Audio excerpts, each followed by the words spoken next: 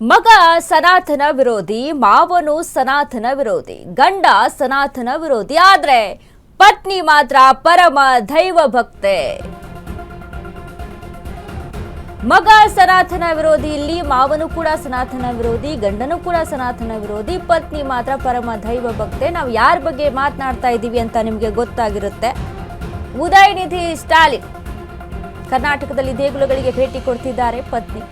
ನಿಮಿಷಾಂಬ ದೇಗುಲಕ್ಕೆ ತಮಿಳುನಾಡು ಮಾಜಿ ಸಿಎಂ ಸ್ಟಾಲಿನ್ ಪತ್ನಿ ಭೇಟಿಯನ್ನ ಕೊಟ್ಟಿದ್ದಾರೆ.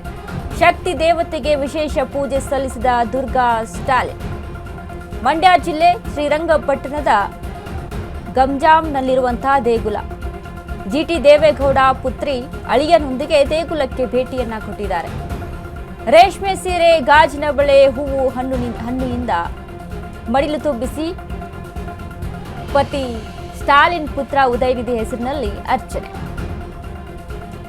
ಸನಾತನ ಧರ್ಮದ ನಾಶ ಬಯಸಿದಂತ ಮಗನ ಒಳಿತಿಗಾಗಿ ಪೂಜೆ, ಮಗನ ಹೆಸರಲ್ಲಿ ಅರ್ಚನೆ ಮಾಡಿಸಿ ನಿಮಿಷಾಂಬಗೆ ಉಡಿ ಸೇವೆಯನ್ನ ಮಾಡಿದ್ದಾರೆ.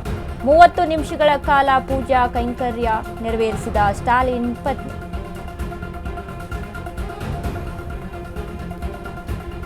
ಸನಾತನ ಧರ್ಮದ ಬಗ್ಗೆ ಸ್ಟಾಲಿನ್ ಪ್ರತಿ ಬಾರಿ ಕೊಟ್ಟಂತ ಹೇಳಿಕೆಗಳನ್ನು ನಾವು ಗಮನಿಸಿದ್ವಿ. ಹೊರಗಡೆ ಬಂದು ಇಷ್ಟೆಲ್ಲ ಹೇಳಿಕೆಯನ್ನ ಕೊಡುವಂಥವ್ರು ಮನೆಗೆ ಹೋಗಿ ನೋಡಿದಾಗ ದೇವ್ರ ಮನೆಯಲ್ಲಿ ಪೂಜೆ ಮಾಡ್ತಾ ಇರ್ತಾರೆ. ಅವರ ಮನೆಯಲ್ಲಿರುವಂಥ ಸಿಚುವೇಶನ್. ದುರ್ಗಾ ಸ್ಟಾಲಿನ್ ದೈವ ಭಕ್ತೆ, ದೇವರ ಮೇಲೆ ಸಾಕಷ್ಟು ನಂಬಿಕೆಯನ್ನ ಇಟ್ಕೊಂಡಿರುವಂಥವ್ರು. ಮಂಡ್ಯ ಜಿಲ್ಲೆಯ ಶ್ರೀರಂಗಪಟ್ಟಣದ ಗಂಜಾಂನಲ್ಲಿರುವಂತಹ ದೇಗುಲಕ್ಕೆ ಭೇಟಿಯನ್ನ ಕೊಟ್ಟಿದ್ದಾರೆ. ಜಿಟಿ ದೇವೇಗೌಡ ಪುತ್ರಿ ಅಳಿಯನೊಂದಿಗೆ ದೇಗುಲಕ್ಕೆ ಭೇಟಿಯನ್ನ ಕೊಟ್ಟು ಪೂಜೆಯನ್ನ ಸಲ್ಲಿಸಿರುವಂಥದ್ದು. ಉಡಿ ಸೇವೆಯನ್ನ ಮಾಡಿದ್ದಾರೆ ದೇವಿಗೆ. ಸ್ಟಾಲಿನು ಮತ್ತೆ ಪುತ್ರ ಉದಯನಿಧಿ ಹೆಸರಿನಲ್ಲಿ ಅರ್ಚನೆಯನ್ನ ಸಹಿತ ಮಾಡಿಸಿರುವಂಥದ್ದು. ನಿಮಿಷಾಂಬ ದೇಗುಲಕ್ಕೆ ಭೇಟಿಯನ್ನ ಕೊಟ್ಟಿದ್ದಾರೆ.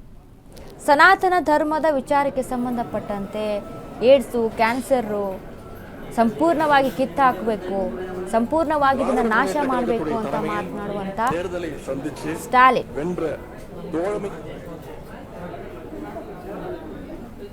ಇತ್ತೀಚೆಗೆ